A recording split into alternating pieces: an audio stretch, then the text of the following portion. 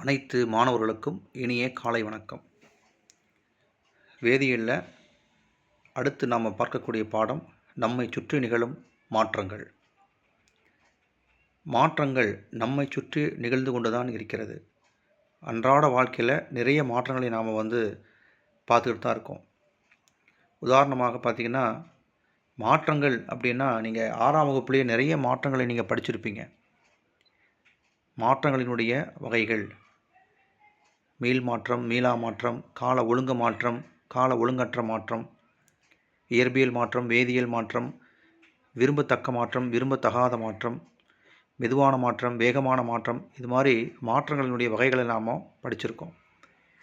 இங்கே இயற்பியல் மாற்றங்கள், வேதியியல் மாற்றங்கள் நம்மை சுற்றி நடந்து கொண்டு தான் இருக்கிறது. அதை பற்றிய ஒரு பாடம் தான் இப்போ நம்ம பார்க்க போகிறோம்.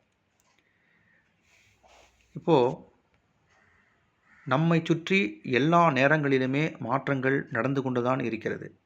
மாற்றம் அப்படிங்கிறது ஒரு பொருளின் இயற்பியல் பண்புகள் ஏற்படும் மாற்றமாகவோ அல்லது வேதியியல் பண்புகள் ஏற்படக்கூடிய மாற்றமாகவோ இருக்கலாம். அதுதான் இயற்பியல் மாற்றம், வேதியியல் மாற்றம் அப்படின்னு சொல்கிறோம். பொதுவாக மாற்றம் அப்படின்னா என்ன அப்படின்னா, ஆரம்ப நிலைக்கும் இறுதி நிலைக்கும் இடையில் ஏற்படக்கூடிய ஒரு நிகழ்வு தான் மாற்றம். அதுதான் நம்ம சொல்லுவோம். அப்போது முதல்ல மாற்றம்னா என்ன அப்படிங்கிறத நம்ம தெரிஞ்சுக்கிட்டு, இயற்பியல் மாற்றம்னா என்ன, வேதியியல் மாற்றம்னா என்ன அப்படிங்கிறத நாம் முன்னே தெரிஞ்சுக்கலாம். அதை தெரிஞ்சதுக்கப்புறம் நம்ம புத்தகத்தில் போகலாம். பாருங்கள், ஒரு பொருள் தன்னுடைய நிலையில் இருந்து மற்றொரு நிலைக்கு மாறும் நிகழ்வு. ஒரு பொருள் ஒரு நிலையிலிருந்து வேறொரு நிலைக்கு போகுது. அப்போ அதுதான் மாற்றம் அப்படிங்கிறோம். பொருளின் ஆரம்ப நிலைக்கும் இறுதி நிலைக்கும் உள்ள வேறுபாடு. ஆரம்பத்தில் எப்படி இருக்குது, இப்போ எப்படி இருக்குது, அதனுடைய வித்தியாசம்தான் நம்ம மாற்றங்கள் அப்படின்னு சொல்கிறோம். மண்ணுக்குள்ளே ஒரு விதையாக வைக்கிறோம். ஒரு விதையை நம்ம புதைச்சி வைக்கிறோம். சில ஆண்டுகளுக்கு பிறகு பார்த்தா அது பெரிய மரமாக இருக்குது. இதுதான் மாற்றம். பனிக்கட்டி இருக்குது. வெப்பப்படுத்தும் போது பார்த்து என்ன ஆகுது, உருகி நீராக மாறுது. பனிக்கட்டி திண்மமாக இருந்துச்சு, இப்போ திரவமாக மாறிப்போச்சு, இப்போ மாறிடுச்சு. தண்ணி நீராக இருக்குது, நல்லா கொதிக்க வைக்கிறோம், எல்லாம் ஆவியாக போகுது, நீராவியாக மாறுது, நிலை மாறுது. அது மாதிரி ஆரம்ப நிலைக்கும் இறுதி நிலைக்கும் ஒரு பொருளினுடைய நிலையில் ஏற்படக்கூடிய வேறுபாடு பொதுவாக மாற்றம். வேறொன்றா மாறுது அப்படின்னு சொல்லுவோம். மாற்றம் அப்படிங்கிறது பாருங்கள், அன்றாட வாழ்க்கையில் நம்மை சுற்றி பல மாற்றங்களை நாம் காண்கிறோம். ஒவ்வொரு மாற்றம் நிகழ்வதற்கும் சில கால இடைவெளி இருக்குது. இப்போ பால் தயிராக மாறுதுங்கிறோம், மாற்றம் நிகழ்ந்துருச்சு. பால் காலையில் பார்க்கும்போது தயிராக இருக்குது, இப்போ மாற்றம் நடந்திருக்கு. அதுக்கு ஒரு கால அளவு தேவைப்படுது. சில மணி நேரங்களில் அது தயிராக மாறுது. இப்போ இரும்பு பொருள், ஒரு ஆணி, சுத்தமான ஒரு புதிய இரும்பு ஆணி, அது மேலே காற்று, அதாவது ஆக்சிஜன், நீர், இந்த மாதிரி தொடர்ந்து அது மேலே பட்டுகிட்டே இருக்கும்போது சில மாதங்களுக்கு பிறகு பார்த்தோம்னா துருப்பிடிச்சு போகுது. இப்போ இங்கே துரு அப்படிங்கிறது ஒரு புதிய பொருள். இப்போ அது ஒரு மாற்றம் நிகழ்ந்துருச்சு. அதுக்கு காலோட பார்த்தா சில மாதங்கள் ஆகுது. ஒரு குழந்தை பெரிய 10 வருஷம் கழிச்சு அந்த குழந்தை பெரிய ஆளாக நிற்குது. ஒரு பையனாக 10 வயசு 10 வருடங்களுக்கு பார்த்தா ஒரு பெரிய பையனாக இருக்குது. இப்போ மாற்றம் நடந்துருச்சு. குழந்தையாகவே இல்லை.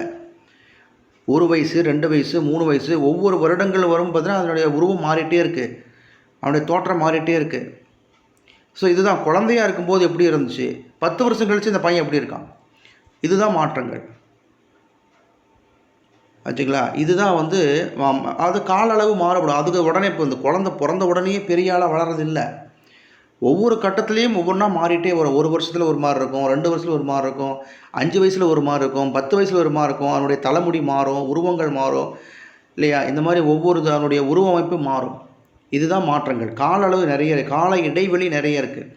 இப்போ ஒரு பேப்பர், காகிதம் தீப்பிடிச்சு உடனே அது எரிஞ்சு போச்சு, சாம்பலாக மாறி போச்சு, மாற்றம் நிகழ்ந்துருச்சு, உடனே நடந்துருச்சு.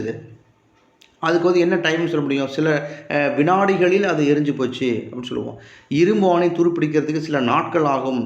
பால் தயிராகுவதற்கு சில மணி நேரங்கள் ஆகுது.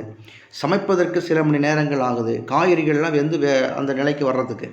இந்த மாதிரி கால இடைவெளிகளில் ஒவ்வொரு மாற்றமும் தினம் நடந்துக்கிட்டே தான் இருக்குது. தினமும் நம்ம வீட்டில் நம்ம பார்த்திங்கன்னா நிறைய மாற்றங்கள் நம்ம டெய்லியும் பார்த்துக்கிட்டு தான் இருக்கோம். இது எல்லாமே மாற்றங்கள் தான். இப்போ இந்த மாற்றங்கள் அப்படிங்கிறது எதில் அதிகமாக மாற்றங்கள் நம்ம எதிர்பார்க்கலான்னா, வடிவம் மாறி போயிடும், கலர் மாறிடும், அதனுடைய வெப்பநிலை மாறும், அதனுடைய நிலை இயற்பியல் நிலை மாறும். எப்படி இருக்குது, திரவமாக இருக்குது, திரவமாக இருக்கா, வாயுவாக இருக்கா, அதனுடைய நிலை மாறும், அதனுடைய இயல்புகள் மாறும், பண்புகள் மாறும். இதெல்லாமே நடக்கும். இது எல்லாமே இதில் எதில் மாறினாலும் அது மாற்றங்கள் தான். பொருள்களில் ஏற்படுத்தப்படும் இத்தகைய மாற்றம், இது இந்த மாற்றங்கள்லாம் நடக்குது. சில மாற்றங்களை நம்ம கண்ணால் பார்க்க முடியும், சில மாற்றங்களை நம்மளால் கண்களால் பார்க்க முடியாது. ஸோ மாற்றங்கிறது இது எல்லாமே மாற்றங்கள் தான். இதில் நாம் பார்க்குறது இயற்பியல் மாற்றம்னா என்ன, வேதியியல் மாற்றம்னா என்ன. இயற்பியல் மாற்றங்கள் இது ஒரு தற்காலிகமான மாற்றம். ஏன் அப்படின்னா அது கொஞ்ச நேரத்துக்கு தான் அந்த மாற்றம் இருக்கும், கொஞ்ச நேரம் கழித்து இது வேறு ஒரு மாற்றமாக மாறிடும். ஒரு பொருளின் வேதியியல் இயல்பு மாறாமல் அதன் இயற்பியல் பண்புகளில் மட்டும் மாற்றம் நிகழ்வது. இயற்பியல் பண்புகள்லாம் நல்லா ஞாபகம் வச்சுங்க. நிறம், அளவு, பருமன், வெப்பநிலை, இந்த மாதிரி அதனுடைய இயற்பியல் பண்புகள், அதாவது தோற்றத்தில் மாற்றம் ஏற்படக்கூடியவைகள் தான் இயற்பியல் பண்புகள். அப்படி நடக்கும். ஆனால் வேதியியல் பண்புகள், அதாவது வேறு ஒரு புதிய பொருளாக அது மாறாது. அப்போ வேதியியல் பண்புகளில் மாற்றம் இருக்காது, வேதியியல் இயல்பு மாறாது. இயற்பியல் பண்புகளில் மட்டும் மாற்றம் நிகழ்வது இயற்பியல் மாற்றங்கள். புதுசாக வேறொரு பொருள் அங்கே எதுவும் உருவாகாது. இப்போ எடுத்துக்காட்டு பாருங்கள், பனிக்கட்டி உருகுதல். ஏன் பனிக்கட்டி உருகுதல்? பனிக்கட்டி திண்மம், அது உருகுச்சுன்னா நீராக மாறும். அப்போ மாற்றம் நடந்துருச்சு. இது மீண்டும் அந்த தண்ணி என்ன செய்யும், மறுபடியும் நம்ம உறைய வச்சோம் அப்படின்னா அது மறுபடியும் திண்மமாகவே மாறும், அதாவது பனிக்கட்டியாகவே மாறும். அப்போ இயற்பியல் மாற்றங்கள் எல்லாமே என்னென்னா மீளும் தன்மை உடையவை, மீண்டும் தன் பழைய நிலைக்கே வந்துடும். புதிய பொருள் எதுவும் உருவாகாது. பனிக்கட்டியாக இருக்கும்போதும் அதனுடைய மூலக்கூறு வாய்ப்பாடு H2O தான். நீராக மாறும்போதும் அதனுடைய மூலக்கூறு வாய்ப்பாடு H2O தான். ஏன்னா நம்ம போன பாடத்திலே படித்தோம், 3 நிலைகளில் வரக்கூடிய ஒரே ஒரு பருப்பொருள் எது அப்படின்னா அது நீர் தான். திண்மமாக இருக்கும், திரவமாக இருக்கும், வாயுவாக இருக்கும். திண்மம்னா பனிக்கட்டியாக இருக்கும், திரவம்னா நீராகவும் இருக்கும், வாயுனா நீராவியாக மாறும். இப்போ நீராவியை நம்ம குளிர வைக்கும்போது என்ன ஆகுது, அதனுடைய நீராவி சுருங்கி நமக்கு நீராக மாறும். ஆவி சுருங்குதல் அப்படின்னு படித்தோம். அப்போது பனிக்கட்டி உருகுதல் இயற்பியல் மாற்றம்.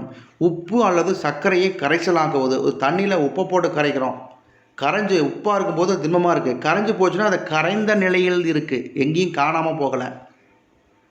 தோற்றத்தில் மாற்றம் ஏற்பட்டிருக்கு, அவ்வளோதான். வேறு ஒரு பொருளாக அது மாறலை. சர்க்கரை பார்த்திங்கன்னா திண்மமாக இருக்குது, அதை நம்ம தண்ணியில் போட்டு கரைச்சும் போது கரைந்த நிலையில் தான் இருக்குது, அதுவும் காணாமல் போகலை. ஏன்னா நம்ம இனிப்பு நமக்கு தெரியுது.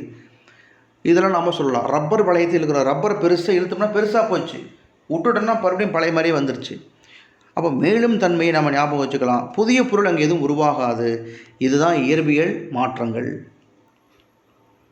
வேதியியல் மாற்றங்கள் அப்படின்னா வேதியியல் பண்புகளில் மாற்றம் இருக்கும். கண்டிப்பாக அது வேறு ஒரு பொருளாக மாறி போயிடும். இரும்பு, ஆக்சிஜன், நீர்.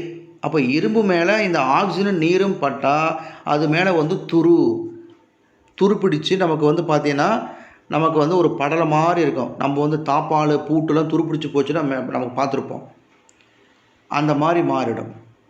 இரும்பு ஆக்சைடு அப்படிம்பாங்க துருவை. அந்த மாதிரி புதிய பொருளாக மாறும். வேதியியல் பண்புகளில் மாற்றம் ஏற்படும். இப்போ பால் அதனுடைய தன்மை வேறு, தயிராக மாறும்போது அதனுடைய தன்மை வேறு, அது வேதியியல் மாற்றம். இரும்பு துருப்பிடிக்குது, அது வேதியியல் மாற்றம். ஒரு மரத்தை போட்டு எரிச்சிட்டோம், மரமாக இருக்கும்போது அதனுடைய தன்மை வேறு, எரிஞ்சால் அது சாம்பல் அப்படின்னு ஒரு புதிய பொருளாக உருவாகுது. அப்போ வேதியியல் மாற்றங்கள். இந்த மாதிரி வேதியியல் மாற்றங்கள், வேதியியல் பண்புகளில் மாற்றங்கள் ஏற்பட்டால் அது வேதியியல் மாற்றங்கள். இந்த வேதியியல் மாற்றங்கள் புதிய பொருளை உண்டாக்கும், புதுசாக வேறொரு பொருளாக மாறும், அதனுடைய தன்மையை வேறு ஒரு பண்பாக தான் இருக்கும். மரம் எறிதல், சோளத்தை நாம் பொறிக்கிறது, ஆபரணங்கள், வெள்ளி ஆபரணங்கள் பார்த்தா கருத்து போயிடுது, அது வெள்ளி ஆபரணம் மேலே அப்படியே நமக்கு கலர் மங்கி போகுது சொல்லுவாங்களே, கொலுசெல்லாம், அது இரும்பு துருப்பிடிக்கிறது. இது எல்லாமே வேதியியல் மாற்றங்களுக்கான